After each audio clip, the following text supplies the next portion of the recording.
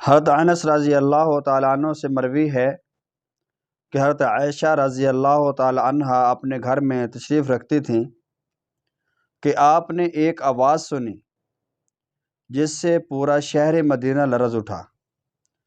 دریافت کیا کہ یہ کیا ہے؟ بتایا گیا کہ یہ حضرت عبدالرحمن بن عوف رضی اللہ تعالیٰ عنہ کا قافلہ ہے جو شام سے آیا ہے، اور وہ 700 سواریاں تھیں۔ تو حضرت عائشہ رضی اللہ تعالیٰ عنہا نے فرمایا، میں نے رسول اللہ صلی اللہ علیہ وسلم کو ارشاد فرماتے ہوئے سنا کہ میں نے عبدالرحمن بن عوف کو گھسٹتے ہوئے جنت میں داخل ہوتا دیکھا ہے۔ یہ بات حضرت عبدالرحمن بن عوف رضی اللہ تعالیٰ عنہ کو جب پہنچی تو حضرت عائشہ رضی اللہ تعالیٰ عنہا کی خدمت میں حاضر ہوئے اور انہیں جو بات پہنچی تھی اس کے بارے میں سوال کیا۔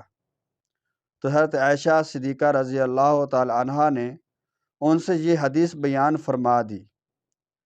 تو آپ رضی اللہ تعالیٰ عنہ نے کہا کہ میں آپ ہی کو گواہ بناتا ہوں کہ یہ قافلہ تمام سامان، کجاووں اور زین پوشوں سمیت اللہ تعالیٰ کی راہ میں صدقہ ہے۔